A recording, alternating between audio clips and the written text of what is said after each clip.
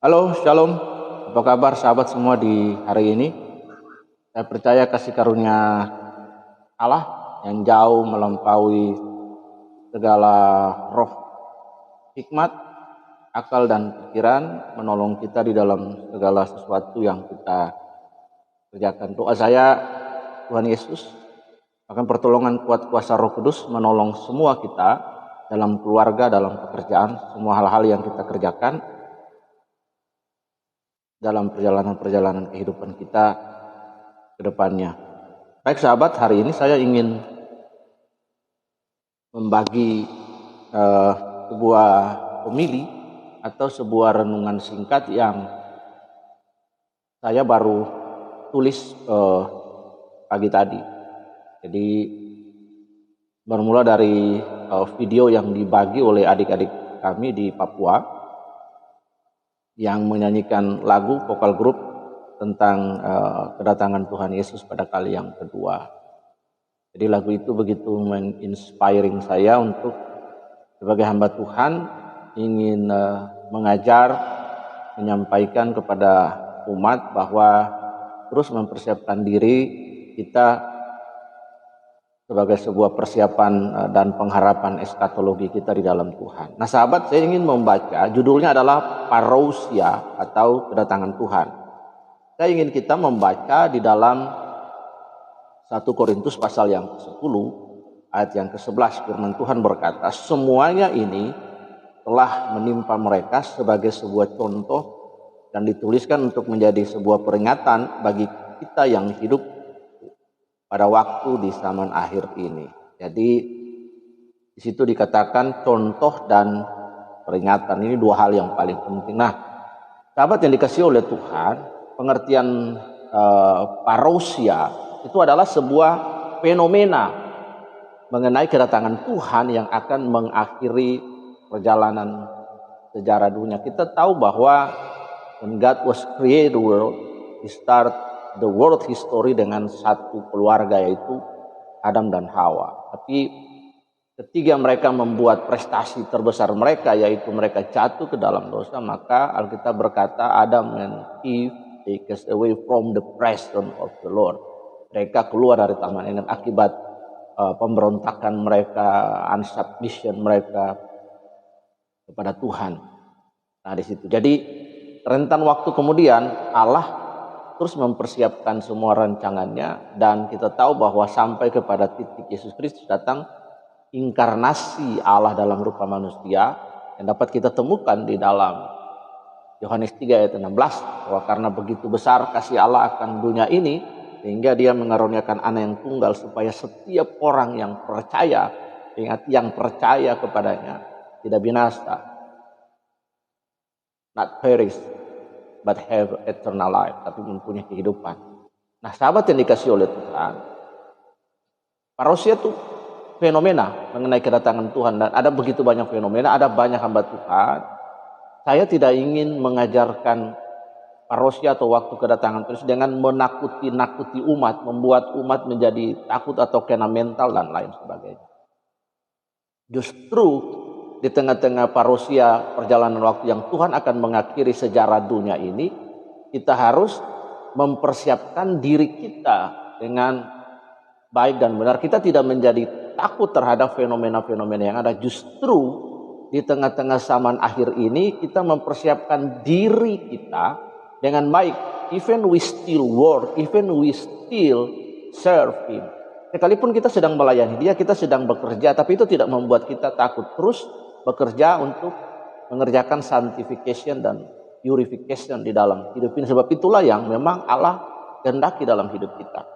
Pada waktu itu sesuai dengan firman Tuhan, keadaan langit dan bumi ini sangat dahsyat kehancurannya, tetapi hari Tuhan akan tiba seperti pencuri.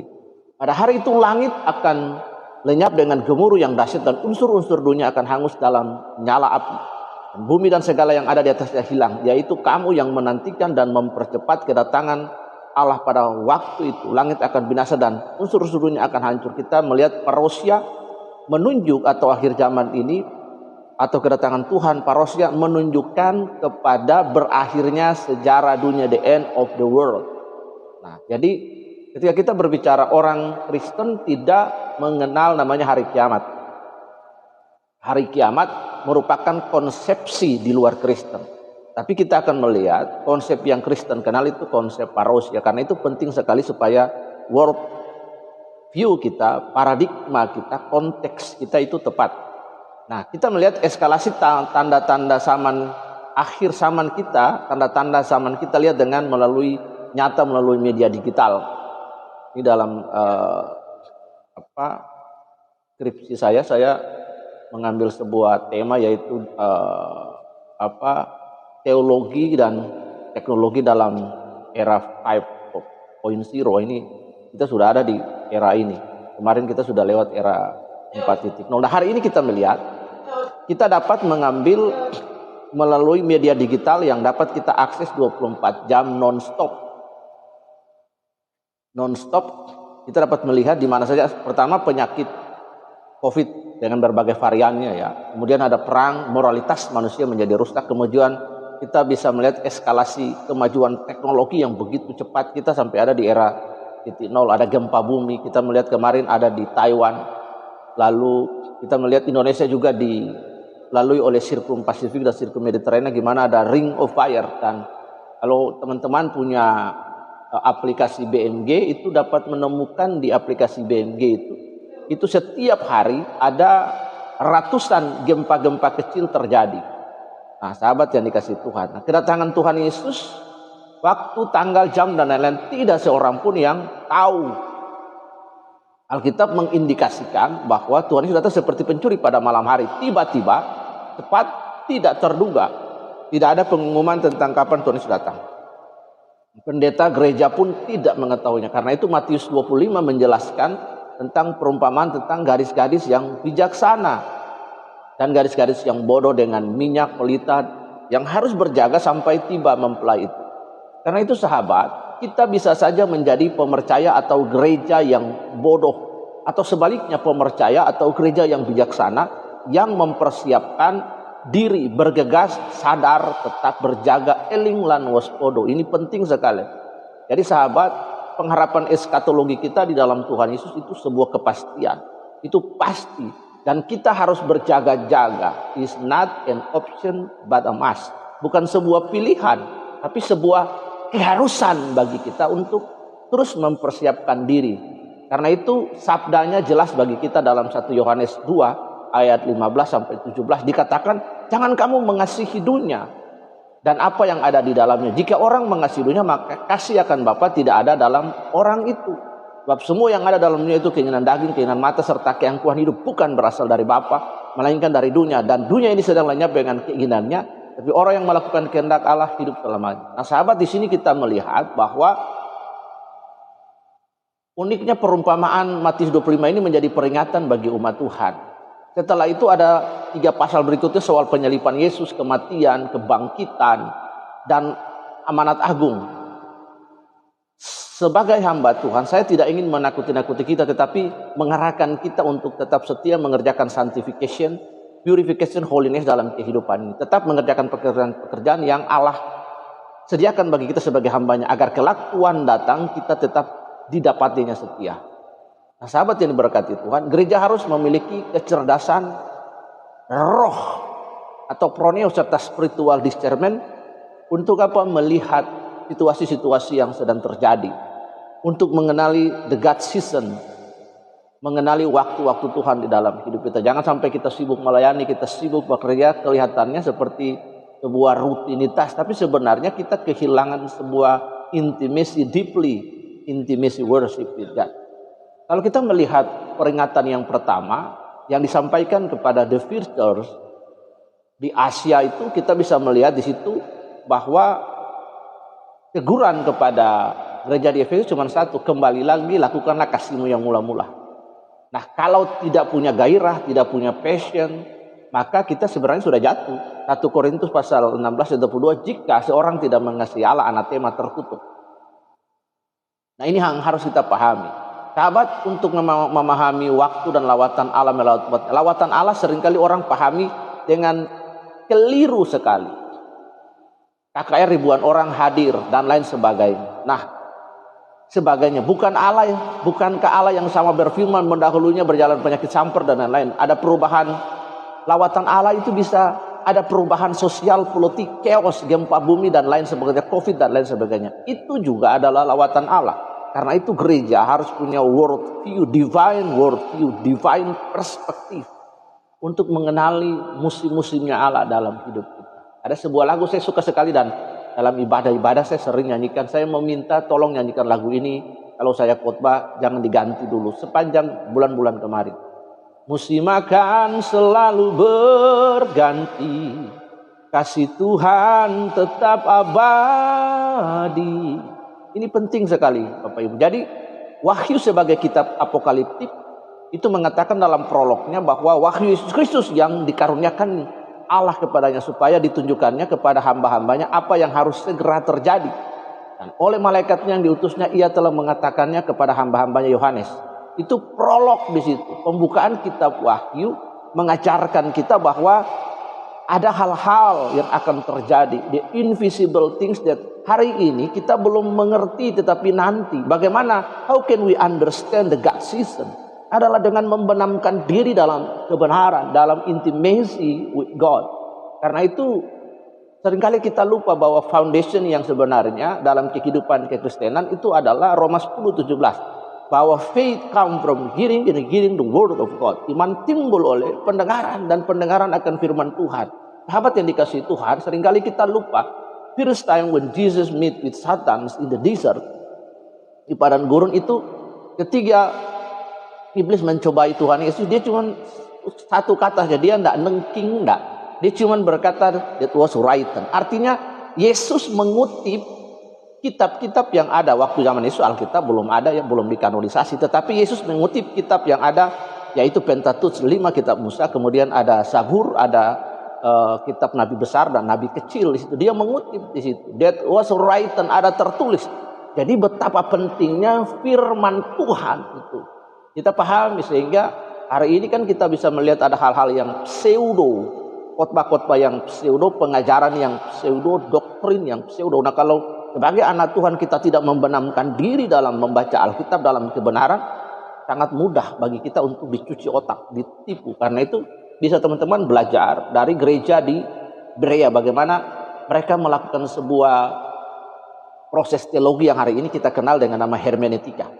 Mereka melakukan di situ mempelajari, mengujinya sesuai dengan firman Tuhan apakah benar demikian. Nah, ini menjadi hal yang paling penting bagi kita. Ini sudah bulan Oktober, saya ingin mengarahkan kita lagi, kita terus bekerja, lakukan pekerjaan-pekerjaan kita, pelayanan-pelayanan kita lakukan, tapi kita terus hidup dalam kesucian, hidup dalam kebenaran, dan terus menantikan kedatangan Tuhan Yesus sebagai pengharapan eskatologi. Kita mau Yesus datang kapan, kita udah siap. Mau Yesus datang kapan, siap. Kalau saya pun sedang bekerja, Yesus datang ketika saya sedang bekerja, maka didapatilah kita sebagai orang yang setia. Nah, sahabat, Yesus membuka prolognya dengan berkata akan hal-hal yang harus segera terjadi.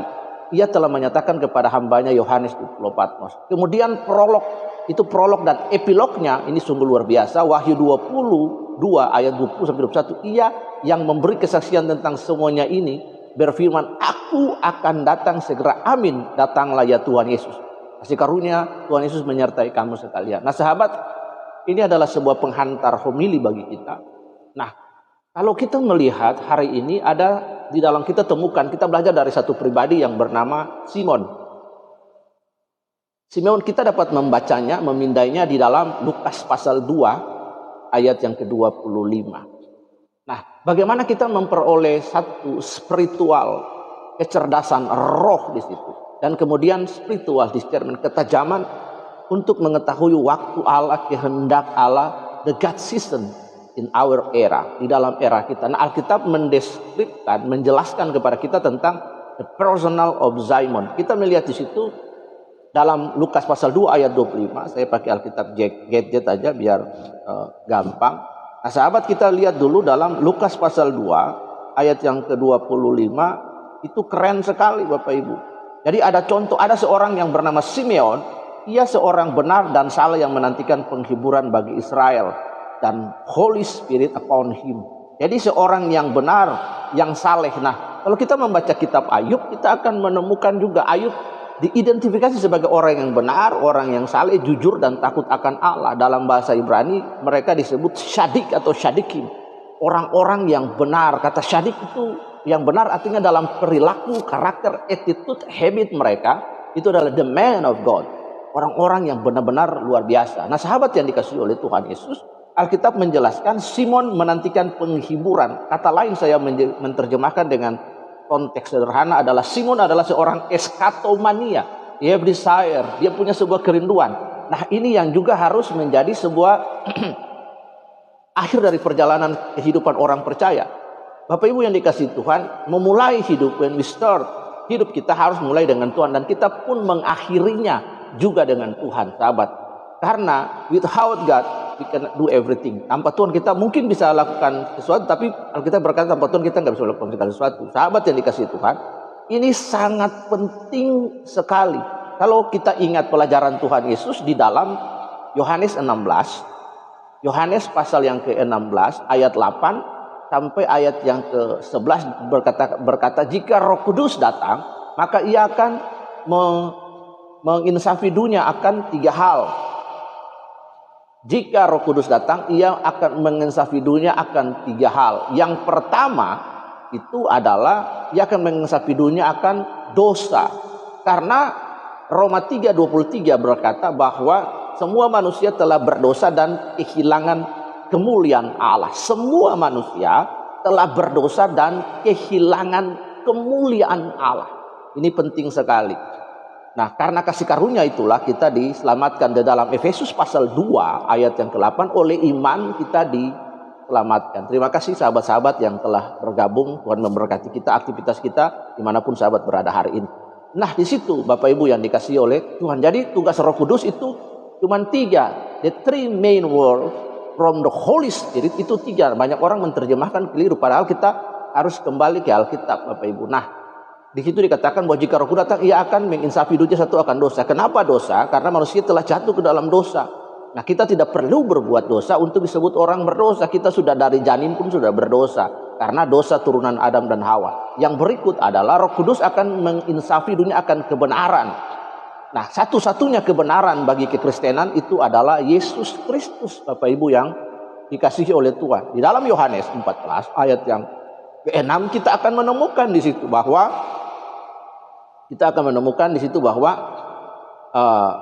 kebenaran itu Yesus Kristus.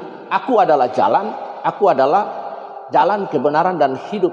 Kebenaran yang dimaksud itu adalah the personality of the Jesus Christ. Jadi kebenaran di dalam kekristenan itu adalah Yesus Kristus, adalah pribadi Yesus sebagaimana termaktub di dalam Yohanes 14 ayat 6. Aku adalah jalan, kebenaran dan hidup. Nah, Bapak Ibu yang dikasihi Tuhan, kebenaran di luar kekristenan itu bukan kebenaran, itu kebenaran retorika. Kebenaran retorika, kita tidak bisa berintimasi worship, kita tidak bisa bergaul dengan kebenaran di luar sana, karena kebenaran di situ itu kebenaran retorika. Orang menulis kata kebenaran, di belakang kata benar itu orang memberikan definisi. Bagaimana mungkin seseorang bisa berjumpa, bergaul, have an intimacy worship dengan kebenaran berdasarkan daya pikir manusia? Nah, ini tidak bisa. Tetapi kekristenan, Yesus adalah kebenaran. Karena Yesus adalah kebenaran dan dia adalah pribadi, maka kita dapat berelasi, kita dapat berdoa. We can make intimacy worship with Jesus Christ. Suatu saat ketika Tuhan Yesus diadili, dia dibawa menghadap Pilatus. Ini pertanyaan penting sekali yang Pilatus sampaikan kepada Tuhan Yesus. Bapak Ibu, saya ingin membangun kerangka berpikir kita. Pilatus berkata, quis est veritas? Pilatus berkata, quis est veritas artinya apa itu kebenaran? Di dalam bahasa Indonesia kita mengenal sebuah struktur kalimat, yaitu kalimat yang impersonal, Bapak Ibu yang dikasihi oleh kasih karunia. Artinya kalimat di depan Pilatus itu adalah pribadi Yesus. Jadi tidak layak, tidak pantas Pilatus berkata, apa itu kebenaran? Pilatus bertanya demikian karena Pilatus sudah punya konstruksi. Dia punya kebenaran diri sendiri. Ya, dia mengadili orang berdasarkan hukum Roma, berdasarkan kebenaran. Semua yang dia pikirkan, semua yang dia pandang baik, itulah yang menurut dia itu kebenaran. Itulah sebabnya ketika when Jesus standing before him, dia berkata, siapa itu Apa itu kebenaran? Jika saja Pilatus berkata, siapa itu kebenaran? Maka Yohanes 14 ayat 6, Yesus berkata, aku adalah jalan, kebenaran, dan hidup. Tetapi kalimat impersonal itu terlontar, quis est veritas. Apa itu kebenaran? Itu pertanyaan yang salah dan keliru dari Pilatus. Harusnya kita bertanya, siapa itu kebenaran? When we ask, siapa itu kebenaran? Maka Yesus akan berkata, I'm the true. Kata true, dia kayo stune atau aletheia. Nah ini sangat penting. Jadi Bapak Ibu yang dikasih Tuhan, pekerjaan Roh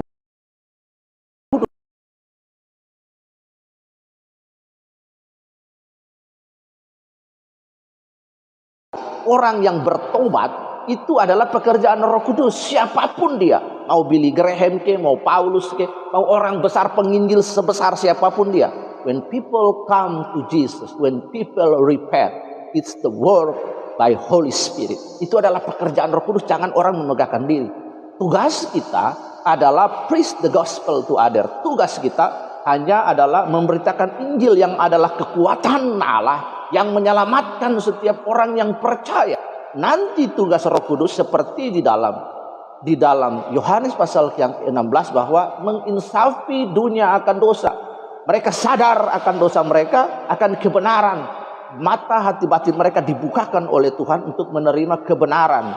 Nah, dan yang ketiga, Roh Kudus menginsafi dunia akan penghakiman. Ada pengharapan eskatologi bagi kita.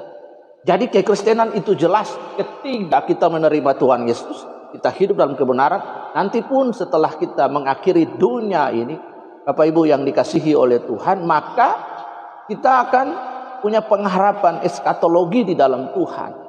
Oh Yerusalem, kota mulia, hatiku rindu ke sana. Tak lama lagi Tuhanku datanglah, bawa saya masuk sana. Nah ini yang penting sekali Bapak Ibu Saudara yang dikasihi oleh Tuhan Yesus. Penting sekali bagi kita. Jadi kita kembali lagi, itu konstruksi yang ingin saya bangun. Nah, Simon ayat 25, Simon ayat 25 bagian B di situ dikatakan Simon, Roh Kudus ada di atasnya. Roh Kudus ada di atasnya. Holy Spirit upon him. Seharusnya juga dalam kehidupan orang-orang pemercaya, kehidupan saudara dan saya di dalam Tuhan, Holy Spirit upon us. Roh Kudus menginsafi kita akan dosa, selalu mengingatkan kita akan pribadi Yesus, akan kebenaran, dan selalu mengingatkan kita akan pengharapan eskatologi. Supaya ketiga hari itu tiba, Bapak Ibu kita didapati setia. Kalau bunyi sangkakala, kalau bunyi sangkakala, kalau bunyi sangkakala, kalau bunyi sangkakala ku ada. It's a very important things. Bapak Ibu Saudara yang dikasihi oleh Tuhan Yesus, Roh Kudus ada di atas kepalanya. Ini sebanding dengan apa yang tertulis di dalam Roma pasal yang ke-14, Roma pasal 8 ayat yang ke-14. Firman Tuhan berkata seperti ini. Orang yang dipimpin oleh Roh Allah adalah anak Allah. Ya, the man that who is led by the Spirit of God, the Son of God, sons of God. Bapak Ibu yang dikasihi oleh Tuhan, orang yang dipimpin oleh Roh Kudus adalah anak Allah. Nah, kata dipimpin ini penting. Kita kan hidup di dunia, kita bergaul, kita nggak mungkin mengerjakan kekudusan kita 24 jam tidur di kamar, tidak bergaul dengan kita. Bapak Ibu, orang Kristen, manusia pada umumnya itu seperti yang dikatakan oleh Plato, oleh seorang filsuf besar, Plato, Yunani yang terkenal, yang menciptakan sebuah buku yang terkenal itu.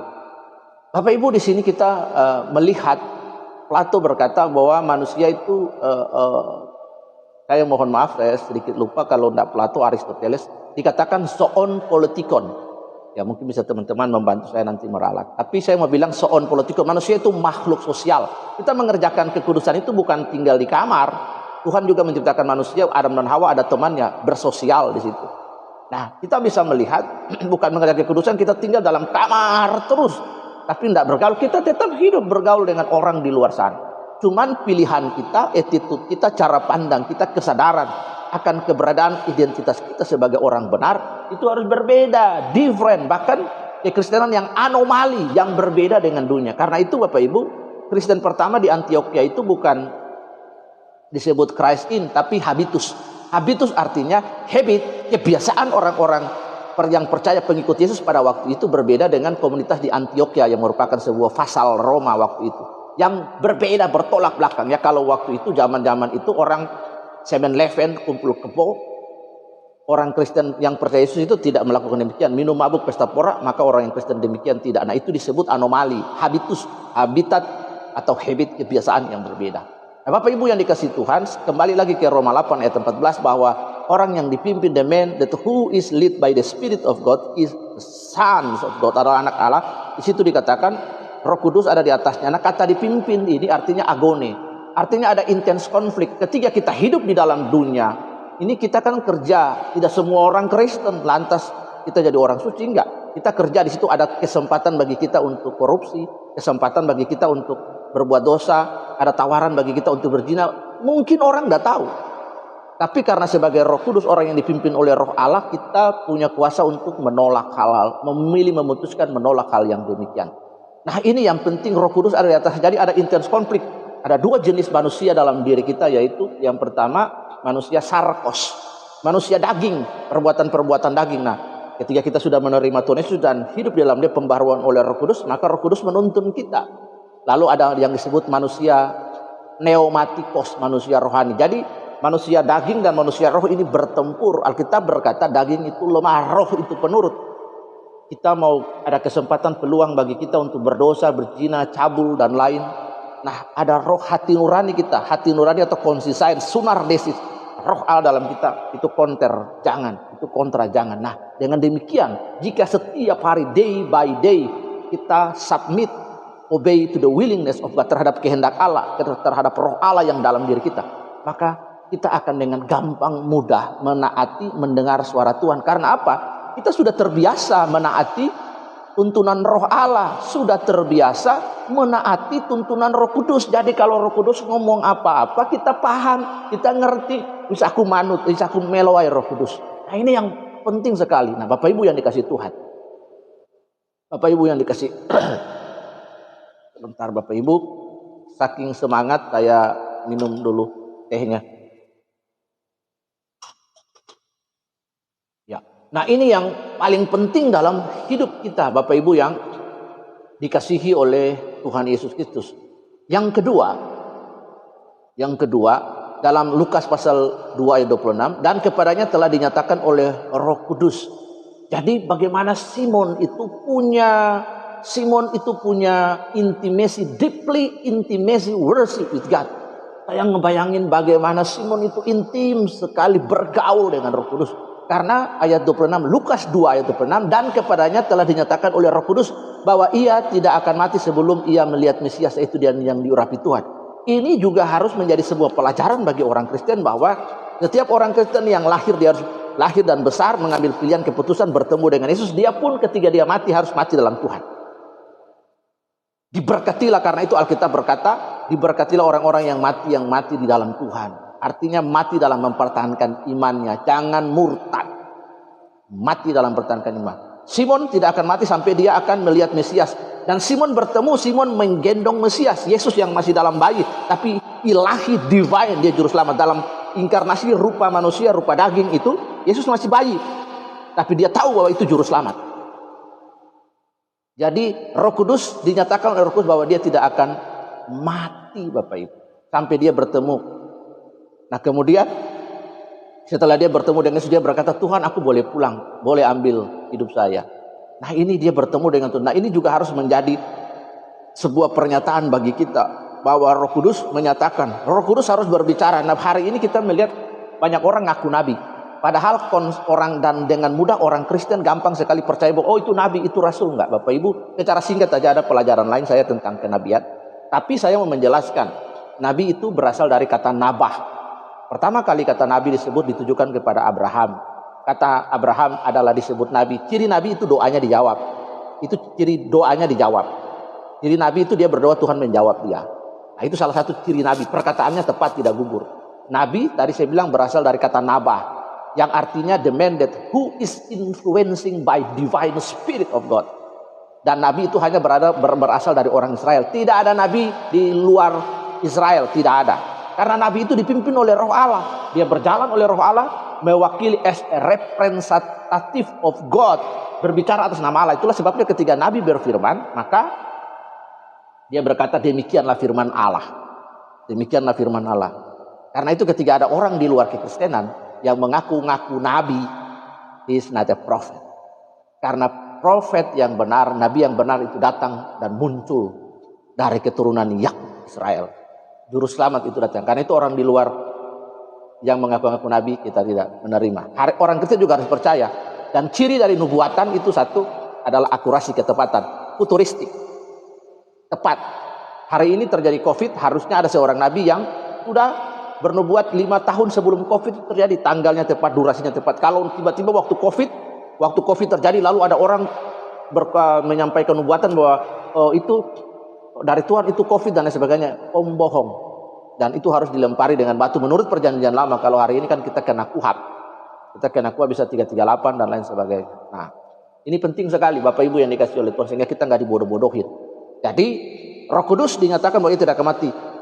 Yang ke-27 ayat Lukas 2:27 dikatakan ia datang ke bait Allah oleh Roh Kudus. Jadi Holy Spirit upon him, Holy Spirit declare to him, Holy Spirit lead him. Wow, it's amazing.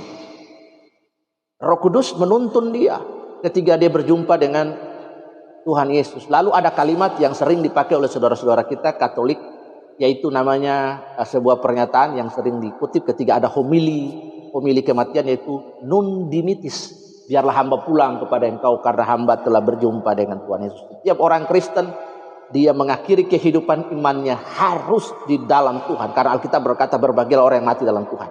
Yang mati di luar Tuhan, yang murtad, menyangkal imannya binasa. Barang siapa menolak aku di bumi, maka di hadapan Bapa aku menolak dia. Ini penting sekali, pernyataan keras. Karena itu apapun yang terjadi, mau susah, Alkitab berkata pedang, mara bahaya, penyakit, kelaparan, sampar, kematian, tidak pernah memisahkan kita dari kasih Kristus. Dan kekristenan telah mempertahankan imannya ribuan tahun di bawah penganiayaan yang dahsyat luar biasa. Sampai hari ini kekristenan tetap eksis karena Yesus ada di dalam sebagai objek iman kita yang memberikan kekuatan kepada kita. Sahabat yang dikasih Tuhan, ia datang ke bait Allah oleh Roh Kudus. Ia menyambut anak itu dan menatang sambil memuji Allah, katanya ayat 29, nun dimitis, sekarang Tuhan biarkan hambamu ini pergi dalam damai sejahtera sesuai dengan firman-Mu, sebab mataku telah melihat keselamatan yang daripadamu. It's a very important thing for us, untuk mengakhiri hidup kita ending well, dengan terus menjadikan Tuhan Yesus sebagai satu-satunya juru selamat dalam hidup kita. Apapun yang terjadi, Anda mau susah, mau apapun dalam segala kondisi, jangan pernah menyangkal Yesus. Kehidupan di bumi sangat singkat. Kita menikmati kepopuleran sangat singkat. Harta sangat singkat, cepat datang, cepat habis. Segalanya sangat singkat. Mazmur 91, the song of Moses, the prophet of Moses, dia berkata bahwa ajarlah kami menghitung hari-hari supaya kami berlaku bijaksana. Ajar kami Tuhan menghitung hari-hari agar kami peroleh hati bijaksana. Ini sangat penting bagi kita. Mari kita sadar, kita eling, lihat situasi-situasi yang ada. Kita terus bekerja, kita terus melayani apapun pekerjaan yang Tuhan percayakan bagi kita, sebagai polisi, sebagai tentara, TNI, sebagai guru, anggota dewan, pekerja swasta, apapun pekerjaan. Layanilah Tuhan dengan sungguh-sungguh di dalam pekerjaanmu, tetapi di dalam pekerjaan-pekerjaan itu hiduplah dengan benar. Kerjakanlah keselamatanmu dengan takut gataran Tuhan, kekudusan dan kesucian. Supaya kalau tiba-tiba Tuhan datang, didapati kita tetap setia. Saya tidak ingin menakuti kita, tapi ingin memberikan inspiring semangat bahwa kedatangan Tuhan Yesus itu harus disambut dengan pengertian yang baik, dengan semangat untuk mencapai puncak daripada pengharapan eskatologi kita. Yesus berkata, aku pergi kepada Bapa dan menyediakan tempat bagi kita, tempat bagi saudara dan saya, yaitu rumah Bapa yang dia sediakan bagi kita. Karena itu tetap setia, kerjakan pekerjaan-pekerjaanmu dengan tekun, dengan setia. Terus kerjakan kekudusan, hiduplah dengan benar di tengah-tengah zaman yang bengkok ini. Sebab Alkitab berkata bahwa dunia ini sedang berubah dengan segala keinginannya, tapi orang yang mengasihi Allah akan tetap hidup selamanya. Demikianlah renungan kita pagi hari ini. Sahabat, selamat bulan Oktober dari tanggal 1 sampai 30. Doa saya Tuhan menyertai kita semua. Mari tunduk kepala, saya akan berdoa bagi saudara semua yang mendengarkan siaran ini maupun yang akan mendengarkan siaran ini. Semoga siaran ini dapat menolong, memberkati kita, memperkaya perspektif kita tentang hidup kita dan pengharapan kita di dalam Tuhan Yesus. Bapak, hamba berdoa dan mengucap syukur Tuhan. Kami percaya bahwa iman timbul oleh pendengaran dan pendengaran akan firman Tuhan. Bapak, hamba berdoa bagi setiap sahabat dan saudaraku yang mendengarkan Tuhan renungan yang sederhana lewat TikTok ini Tuhan. Bapak, di dalam nama Tuhan Yesus, biarlah mereka diberkati. Tuhan, saya tidak mengetahui Tuhan siapapun mereka. Tapi ketika mereka mengambil waktu dan kesempatan Tuhan beberapa menit untuk duduk mendengarkan siaran ini, Bapak, biarlah seperti Maria. Alkitab berkata, but Mary was sitting on the feet of Christ and keep hear what Jesus told to her. Maria duduk di kaki Tuhan dan terus mendengarkan apa yang dia katakan. Dan Yesus berkata itu adalah bagian yang terbaik yang tidak pernah akan diambil. Kami juga percaya bahwa iman timbul oleh pendengaran dan pendengaran akan firman Tuhan. Karena itu hamba berdoa engkau tidak dapat dibatasi oleh ruang gerak, tembok dan waktu. Bahkan engkau jauh melampaui sistem digital dan medsos ini. Tuhan menjamah mereka. Tuhan memberkati mereka, rumah tangga mereka dan pekerjaan mereka di dalam nama Yesus. Tuhan Roh Kudus mengingatkan mereka untuk terus setia dan berjaga-jaga. Berkati istri mereka, berkati anak-anak mereka, pekerjaan mereka. Tuhan berkati dalam nama Yesus. Yang akan mendengarkan nanti siaran ulang ini, Tuhan, dan yang nanti akan mendengar dan mendengar, Tuhan memberkati mereka. Tuhan, terima kasih di dalam nama Tuhan Yesus. Kami berdoa dan mengakhiri hari ini. Terpuji nama Tuhan. Kami percaya Mazmur 121 ayat 1 dan 2. Kami melayangkan mata kami ke gunung-gunung. Dari manakah datangnya pertolongan kami? Bahwa pertolongan kami semua datang daripada Tuhan yang menjadikan langit dan bumi. Di dalam nama Tritunggal yang kudus, Bapa, Putra dan Roh Kudus yang senantiasa menolong kami. Kami berdoa dan mengucap syukur dan menerima mengamini doa ini. Haleluya. Amin. Tuhan Yesus memberkati kita semua sahabat yang dikasihi oleh Tuhan. Sampai berjumpa pada siaran renungan yang berikutnya. Tetap semangat di dalam Tuhan, berkarya dalam Tuhan, menggunakan media sosial dengan bijak untuk membangun orang lain, menjadi berkat bagi orang lain. Biarlah lisan kita, kata-kata, sikap kita di dalam bersosial media itu boleh menjadi berkat di mana saja. Tuhan Yesus memberkati Korandeo. Amin.